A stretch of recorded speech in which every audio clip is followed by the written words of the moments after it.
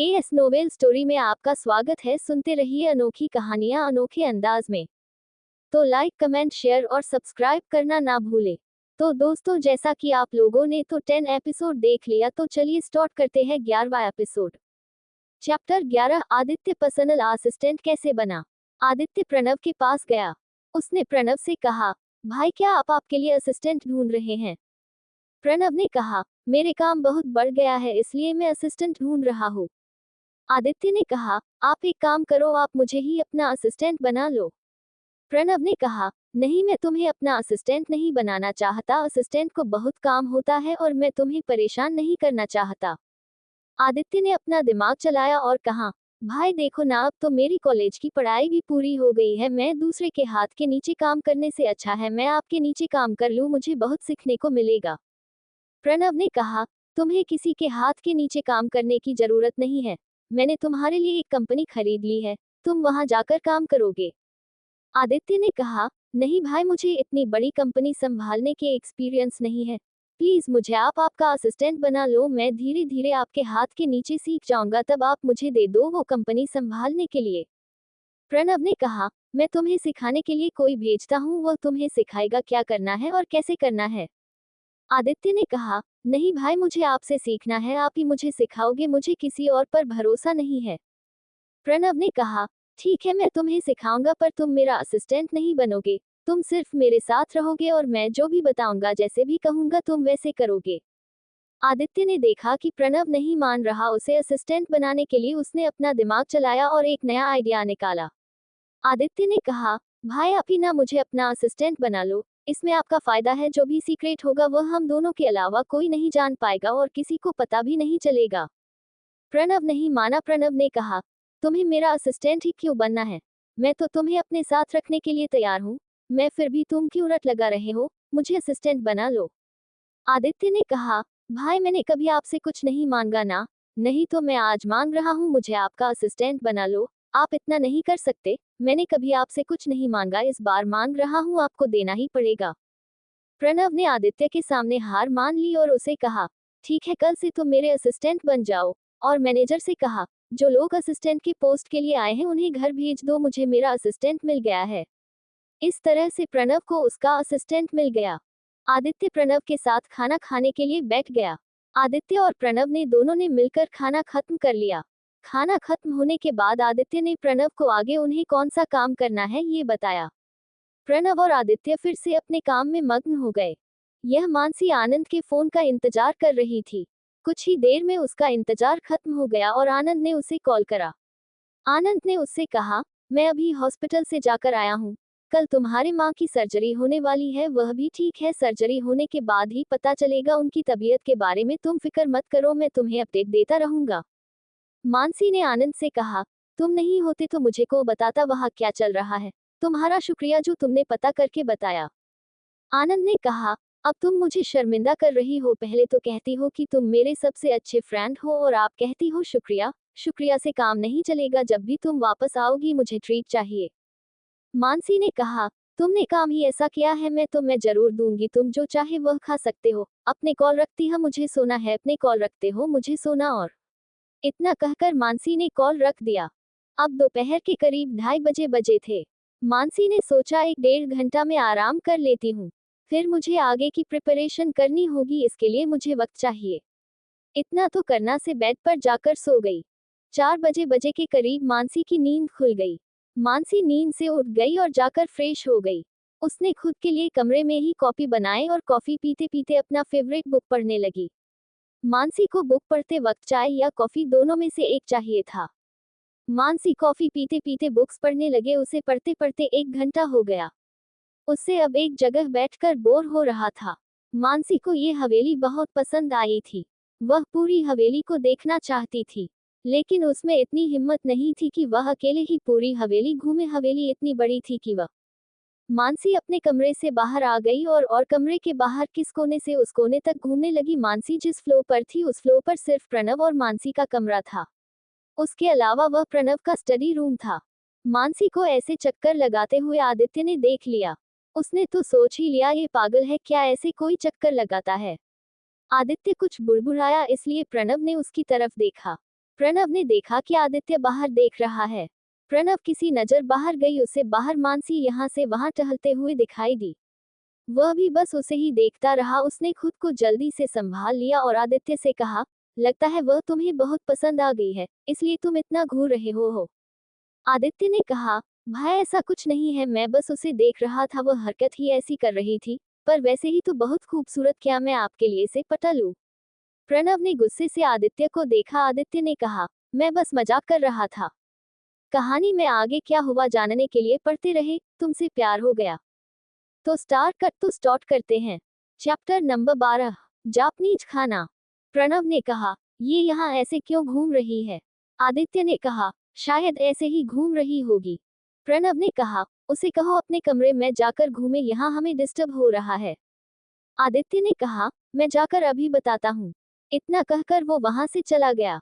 आदित्य बाहर आ गया। उसने देखा मानसी यहाँ से वहां घूम रही थी। आदित्य ने मानसी से कहा, आप आपके कमरे में जाकर घूमिए, हमें यहाँ डिस्टर्ब हो रहा है।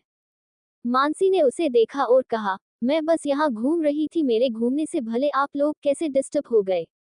आदित्य ने कहा, आप जहाँ घूम रही हो वह हमारे स्टडी रूम का एरिया है और स्टडी रूम से बाहर का सब दिखता है, इसीलिए हम डिस्टर्ब हो रहे हैं। मानसी आदित्य की बात सुनकर थोड़ा डर गई। मानसी ने बहुत सारी अजीब सी हरकतें की थी। मानसी ने आदित्य से थोड़ा डरते हुए कहा, आप मुझे कब से देख रहे, कब से?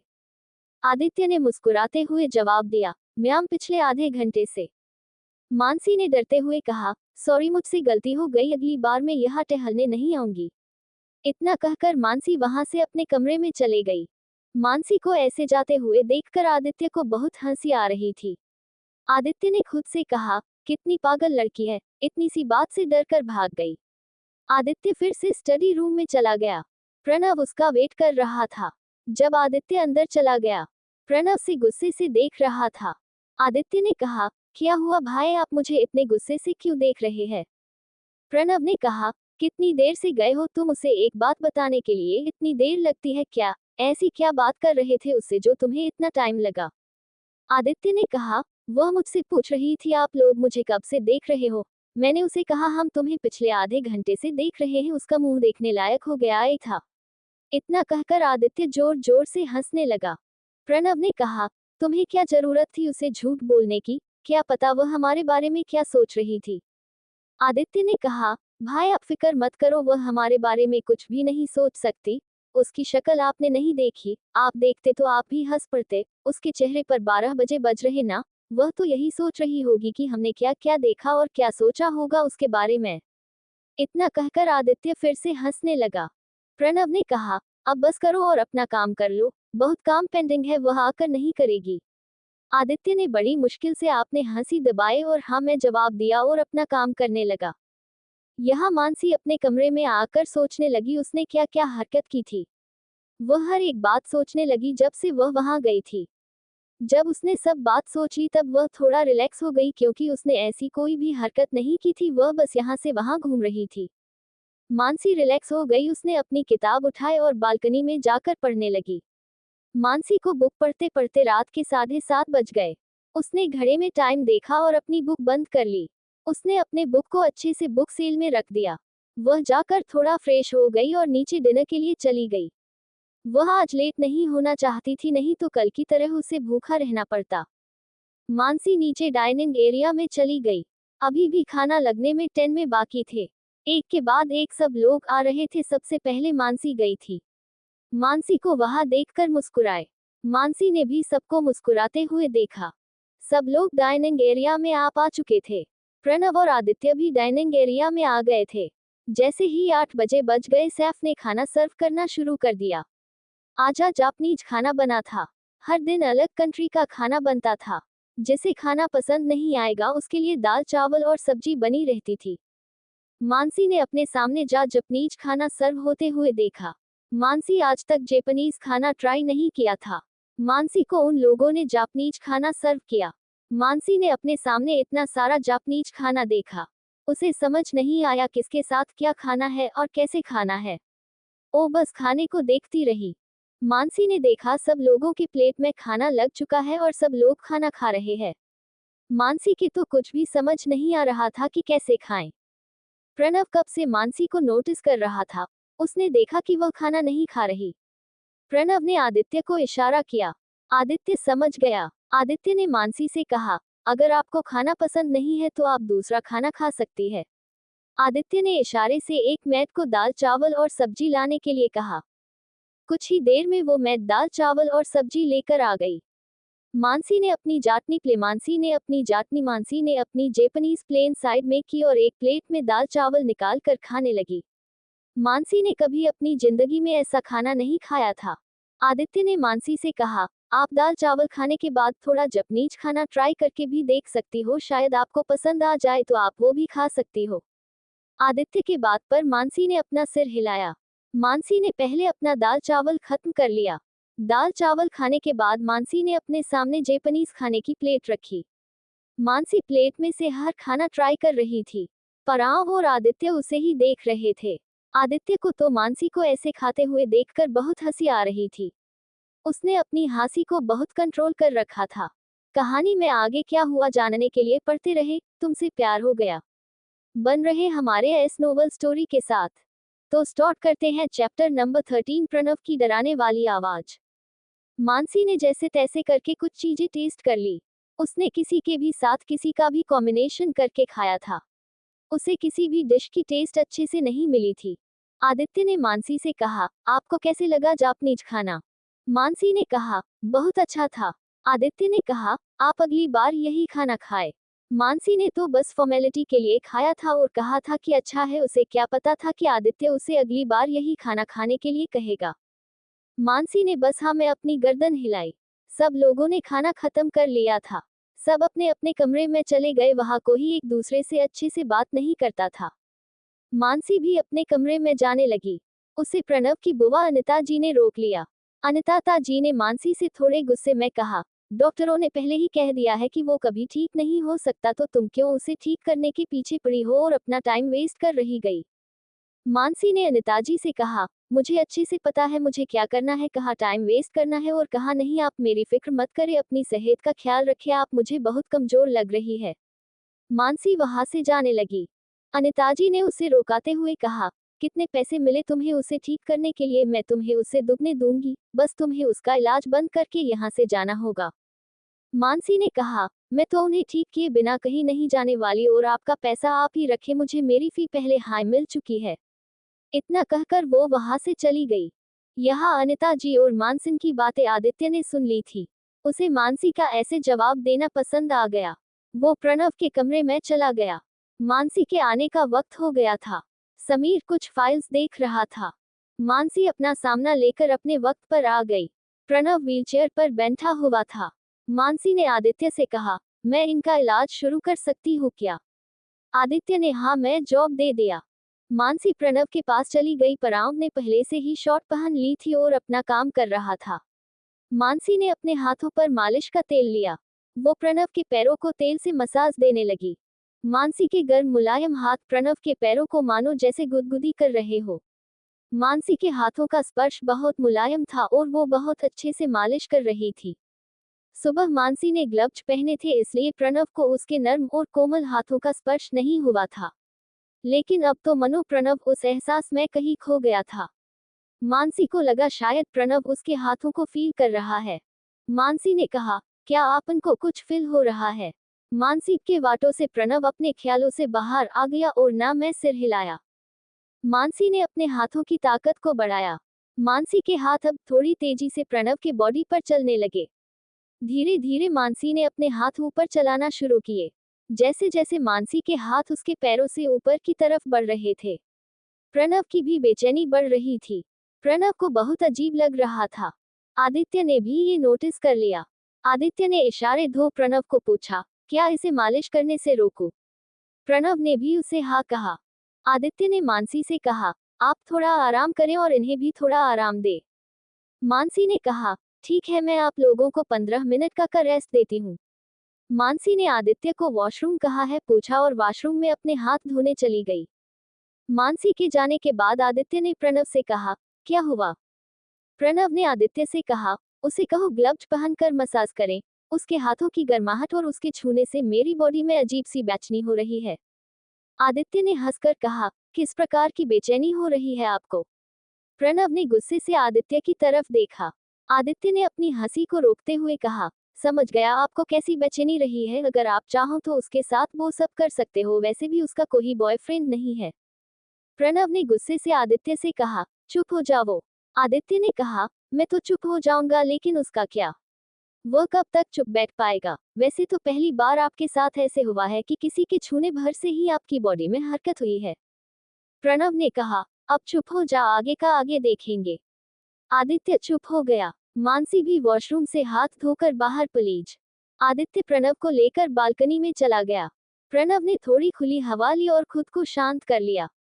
10 मिनट बाद दोनों अंदर आ गए। मानसी में फिर से मसाज की तैयारी कर ली थी। आदित्य ने मानसी से कहा, प्लीज आप ग्लव्स पहनकर मसाज कीजिए।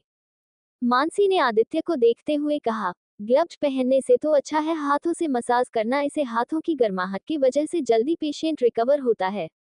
मानसी के बाद प्रणव ने उसे गुस्से से कहा, तुम्हें जितना कहा जाए उतना करो, अपने दिमाग मत दौड़ाओ।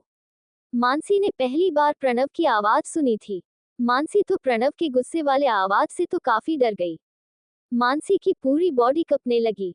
उसने जल्दी से अपने हाथों में ग्लव्स पहन लिए। मानसी ने अपने हाथों में मसाज ऑयल लिया। उसने मसाज ऑयल को प्रणव के पैरों पर लगाया और फिर से मसाज करने लगी, पर इस बार मानसी के हाथ कांप रहे थे। प्रणव ने उसके कैप्टे हाथों को महसूस किया।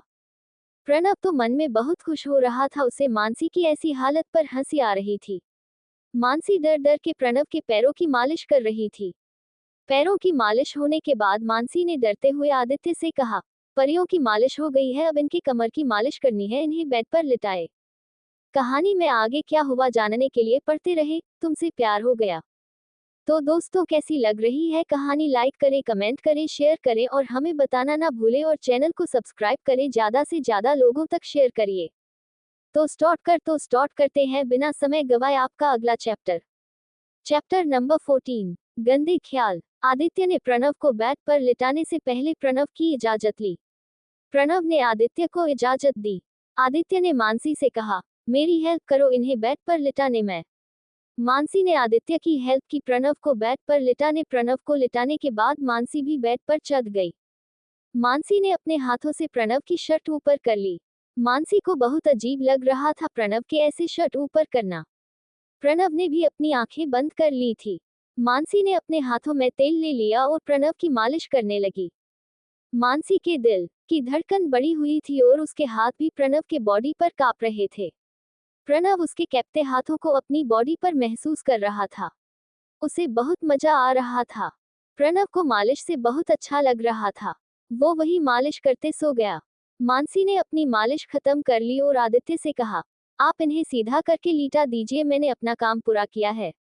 आदित्य ने प्रणव को आवाज दी, पर प्रणव ने जवाब नहीं दिया। आदित्य ने फिर से आवाज दे दिया।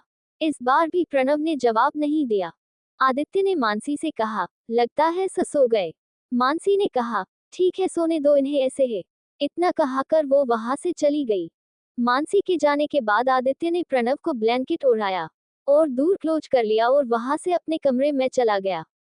मानसी अपने कमरे में आ गई थी, पर उसके दिलों की धड़कन बहुत तेज थी। उसके दिमाग में बहुत सारे ख्याल आ रहे थे। वो तो अपने ही सपनों में खोई हुई थी। वो बेड पर लेटकर खुले आंखों से सपने देखने लगी। उसके सपने में वो प्रणव के बॉडी की मालिश कर रही है। मालिश करते समय पराम ने उसका हाथ खींचा और उसे बेड पर लिटाया और उसे किस करने लगा। वो अपने सपनों भर हकीकत में आती उससे पहले ही उसे अलार्म की आवाज सुनाई दी। आदित्य के जाने के बाद चोरी छुपे उस कमरे में कोई आ गया। उसने देखा प्रणव सो गया है। उसने उसे मारने के लिए छुरा निकाला। वो प्रणव को मारने ही वाला था कि उससे पहले रूम में अलार्म बजाने लगा। पराव के कमरे के साथ साथ मानसी और आदित्य के कमरे में अलार्म बजने लगा। अलार्म की आवाज से आदित्य दौड़ते हुए प्रणव के कमरे में पहुंचा। उसने डोर खोल के देखा।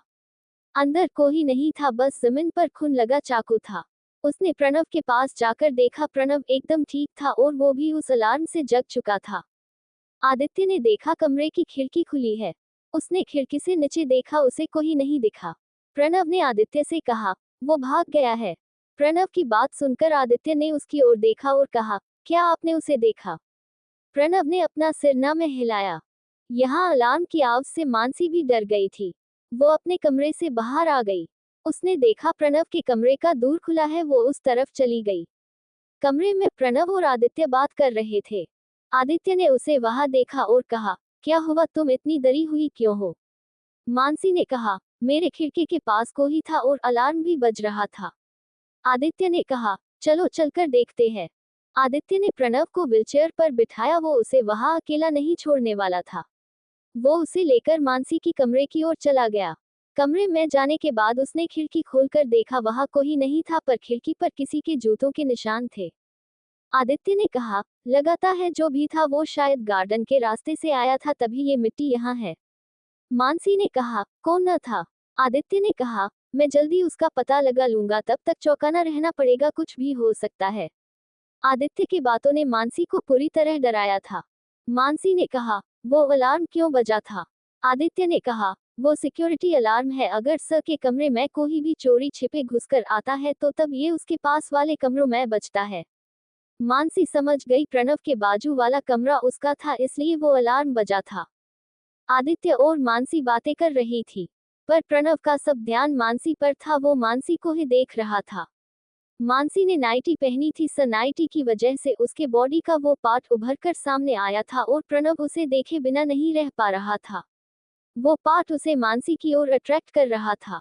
उसका बहुत मन हो रहा था कि उसे छुए और उके अपने दोनों हाथों से कसकर दबाए। प्रणव की निगाहें उसके होठों की तरफ गई। उसे उन होठों को छूने का और काटने का मन करने लगा। मानसी प्रणव के इन ख्यालों से बेखबर थी। आदित्य ने प्रणव को ऐसे देखते हुए देखा। आदित्य ने प्रणव के कंधे पर हाथ रखा। प्रणव अपने ख्यालों से बाहर आ गया। उसने आदित्य से कहा कि वो उसे यहाँ से लेकर चले। प्रणव को खुद नहीं पता था कि उसे क्या हो रहा है। उसे कभी ऐसे गंदे ख्याल किसी लड़की के लिए नहीं आए, बल्कि कितनी लड़कियों ने छोटी छोटी कपड़े पहनकर उसे सेड्यूस करने की कोशिश की थी। पर मानसी के लिए उसके अंदर ऐसे ख्याल क्यों आ रहे थे? उसे ये क्या हो रहा था?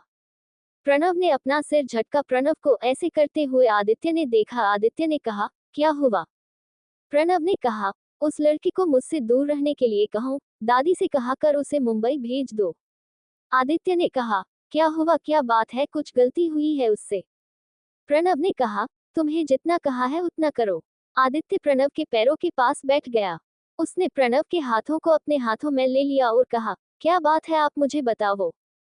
कहानी में आगे क्या हुआ जानने के लिए पढ़ते रहे तुमसे प्यार हो गया। Chapter number 15। मानसी को भगाने की कोशिश। प्रणव ने कुछ जवाब नहीं दिया। आदित्य ने अपनी सॉफ्ट आवाज में कहा, भाई आप मुझे बताएं क्या हुआ है, मैं आपकी कुछ हेल्प कर सकता हूँ। प्रणव ने एक लंबी सांस और आदित्य को कहा, मुझे नहीं पता कि मुझे क्या हो रहा है, पर जो भी हो रहा है वो इस लड़के की वजह से हो रहा है। इतना कहकर प्रणव शांत हो गया। आदित्य को फिक्र होने लगी कि उस लड़की की वजह से भाई को क्या हो रहा है। आदित्य ने उन दोनों की खामोशी को तोड़ते हुए कहा, क्या हुआ है आपको, क्या किया है उस लड़की ने? प्रणव ने कहा, पता नहीं, पर कुछ तो है उसमें, मैं उसकी ओर खींच रहा हूँ। मेरे अंदर उसके लिए गंदे ख्याल आ रहे हैं। आदित्य ने कहा, ये तो अच्छा है ना, आपको कभी भी किसी भी लड़की के लिए ऐसे ख्याल आते हुए नहीं देखे। प्रणव ने कहा, तुम मेरी प्रॉब्लम सॉल्व करने की जगह कह रहे हो कि ये तो अच्छा है। आदित्य ने कहा, देखो भाई, हर किसी को अपनी जरूरत पूरी करने के लिए पार्टनर चाहिए होती है। इसलिए कोई शादी करता है तो कोई अपने लिए गर्लफ्रेंड बनाता है, तो कोई पैसों से सब खरीद लेता है। अगर वो आपकी जरूरत है तो आप इनमें से एक कर सकते हो। प्रणव ने कहा, अपनी बकवास बंद कर लो। वो एक डॉक्टर है और मैं एक बिजनेसमैन, हम दोनों के ख्याल कभी नहीं मिलेंगे और तुम जोड़ी बनाने की कोशिश कर रहे हो। आदित्य ने कहा, भाई आप भी क्या सोच रहे हो, अगर दिल मिल गए तो क्या बिजनेसमैन और क्या डॉक्टर? आदित्य की बातों पर प्रणव हंसने लगा और उसने कहा, तुम अब बहुत बड़े हो गए हो, लगाता है इतनी बड़ी बातें करने लगे। एक काम करते हैं, हम तुम्हारी शादी कर देते हैं। शादी की बात सुनते ही आदित्य ने कहा, आप मेरी शादी की तो बात है मत करो, जब तक आप शादी नहीं कर लेते मैं भी शादी नहीं करूंगा। प्रणव ने कहा, इस हालत में मेरे साथ को शादी करेगा? तुम क्यों मेरे वजह से अपनी खुशी कुर्बान कर रहे हो? आदित्य ने कहा, भाई मुझे पता है आप मुझसे बहुत प्यार करते हो और आप मेरे लिए शादी जरूर करेंगे, और वो भी इसी साल, मुझे यकीन है। प्रणव मुस्कुराया और कहा, कभी अपने बारे में भी सोच लो, हर वक्त मेरी फिक्र करने की जरूरत नहीं है, और जितना जल्दी हो सके दादी जी से बात करके उस लड़के को मुंबई भेज दो। आदित्य ने कहा, आप है बात करें दादी जिसे वो मेरी बात नहीं सुनेगी। प्रणव ने कहा, ठीक है मैं सुबह दादी जी से बात करूंगा, जाओ अब जाकर सो जाओ। आदित्य ने प्रणव को उसके कमरे में छोड़ा और जाकर अपने कमरे में सो गया। यहाँ मानसी बहुत डरी हुई थी, उसकी तो हिम्मत ही नहीं हो रही थी कि सो जाए। उसने अपनी रूम की सभी लाइटों रखी थी और सब खिड़की दरवाजे अच्छे से बंद कर लिए थे। फिर मानसी जाकर अपने बेड पर सो गई। उसे जल्दी से नींद नहीं आई, पर कुछ देर बाद वो सो गई। अगली सुबह मानसी प्रणव को ट्रीटमेंट देने के लिए आई। उसने मसाज के साथ उसके पैरों की एक्सरसाइज करके ली। प्रणव ने उसे पूरी तरह से इग्नोर कर दिया जिससे वो उसकी तरह अट्रैक्ट ना हो पाए। वो इसमें सक्सेस भी हो गया। मानसी ने अपनी ट्रीटमेंट पूरी की और अपने कमरे में चली गई। कुछ देर बाद सब लोग ब्रेकफास्ट कर रहे थे। आदित्य ने उन सब से कहा, सब लोग सतर्क रहे, कल हमारे यहाँ कोई घुस आया था, मैंने सिक्योरिटी बढ़ा दी है फिर भी आप चौंकने रहे। सब लोगों ने हाँ में अपना सिर हिलाया। सब लोगों का नाश्ता होने के बाद प्रणव ने दादी से कहा, मुझे आपसे बात करनी है, क्या आप मेरी स्टडी में आ सकती है। दादी ने उसे हाँ में जवाब दे दिया। प्रणव अपना नाश्ता खत्म करके अपने स्टडी में चला गया। प्रणव के जाने के बाद दादी जी भी अपना नाश्ता खत्म करके प्रणव की स्टडी में चली गई। दादी जी ने देखा प्रणव कुछ काम कर रहा है। उन्होंने उसे आवाज दी। प्रणव ने भी दादी को देखा और अपना काम वहीं पर रोक दिया। प्रणव ने दादी को सोफे पर बैठने के लिए कहा। आदित्य पहले से ही वहां पर बैठकर कुछ फाइल देख रहा था। दादी उसके पास जाकर बैठ गई। प्रणव अपनी व्हीलचेयर को धकेलते हुए दादी के पास आ गया। उसने दादी से कहा, उस डॉक्टर को फिर से मुंबई भेजना चाहिए। प्रणव की बात सुनकर दादी ने कहा, क्या हुआ, वो तुम्हारा अच्छे से इलाज नहीं कर रही है क्या। प्रणव ने कहा, नहीं ऐसी बात नहीं है, मैं नहीं चाहता कि हमारे घर पर किसी को जान का खतरा रहे क्योंकि रात को जो शख्स हमारे घर में घुस आया था वो उसके खिड़की से नीचे गया है। दादी ने कहा, मैं एक काम करती हूँ, उसे तुम्हारे कमरे में शिफ्ट होने के लिए कहती हूँ, इससे उसके जान का खतरा नहीं रहेगा। प्रणव ने कहा, मेरे कमरे में क्यों। दादी ने कहा, तुम्हारी सिक्योरिटी बहुत कड़क है और वो तुम्हारे साथ में उसे भी प्रोटेक्ट करेगी, तुम्हारे साथ रहेगी तो वो तुम्हारा इलाज भी अच्छे से कर पाएगी। यहाँ प्रणव ने क्या सोचा था और उसके साथ क्या हो रहा है। आदित्य को प्रणव की हालत देखकर हंसी आ रही थी। वो तो प्रणव के सिचुएशन का मजा ले रहा था। प्रणव ने कुछ सोचा और कहा, वो मेरे कमरे में घुस आया था, मेरी सिक्योरिटी मुझे ही प्रोटेक्ट नहीं कर पाई तो उसे कैसे करेगी। दादी ने थोड़े गुस्से से कहा, वो 2 महीने कहीं नहीं जाने वाली, मैंने उसे 2 महीने का वक्त दिया है, इसलिए तुम उसे यहाँ से भगाने का प्रयास छोड़ दो। प्रणव चुप हो गया, उसने आगे कुछ नहीं कहा। दादी जी ने कहा, अगर तुम्हारी इम्पोर्टेंट बात हो गई हो तो क्या मैं मानसी से मिलने जाऊं, मुझे उससे अपडेट लेना है तुम्हारी सेहत का। प्रणव ने अपना सिर हाँ में हिलाया। कहानी में आगे क्या हुआ जानने के लिए पढ़ते रहे तुमसे प्यार हो गया। तो दोस्तों, जैसा कि आप लोगों ने देखा कि चैप्टर नंबर 15 खत्म हो चुका है जिसमें कहा गया है कि मानसी को भागने की कोशिश। तो मिलेंगे अगले वीडियो में। तो लाइक, कमेंट और शेयर करना ना भूले और चैनल को सब्सक्राइब करना ना भूले। Thank you.